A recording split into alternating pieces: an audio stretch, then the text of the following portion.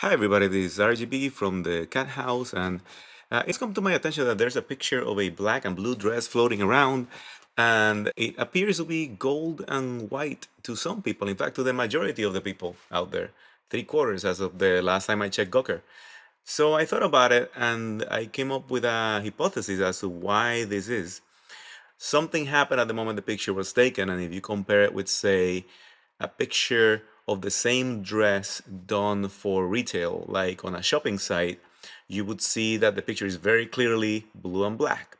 So I thought about that, and I believe that the reason is the white balance compensation in the camera is trying too hard to whiten that picture, and it probably took the blue color of the picture and mistook that for the reference against which white should be determined.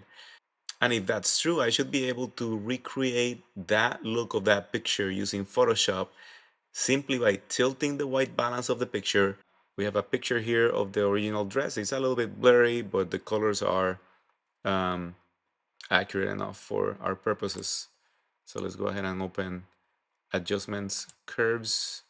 And to those not familiar with Photoshop, curves is a way to alter the relationship between um, the colors in the picture and the colors that you will see. So you can, for instance, you can change the brightness of this picture by simply sort of elevating that whole line up. Um, and if you, especially if you maintain the slope of the line, that's what increasing the brightness would be, in a given monitor or display that you may have. And you can also change things like the contrast, right, where you can essentially just increase the slope of that line, and you can change both at the same time. You really are just changing the entire contour of that picture.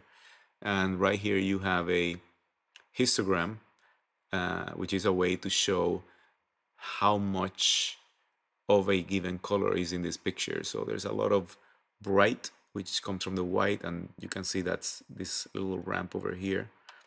And then you have some midtones, and this is probably the blue here. And then there's a large quantity of black, and that's this area over here. So I'm just gonna go ahead and reset this, and then get back in the curves tool. But now I'm gonna show you that I can independently change the curves for red, for green, and for blue.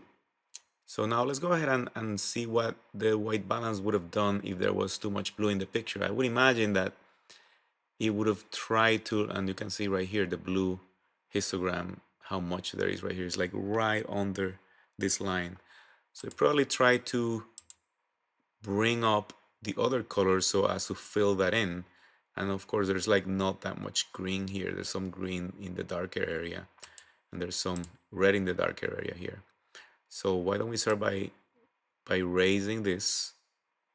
We need to add more red, and clearly we cannot pivot around green if there's also a backlight situation, so we need to increase the brightness as well. I'm gonna go ahead and increase. What? Wait a minute. Is that already kind of looking like that picture? It's already starting to look a little bit like it, to my eyes anyway. Maybe I put a little too much green. Why don't we dial it back a little bit? All right.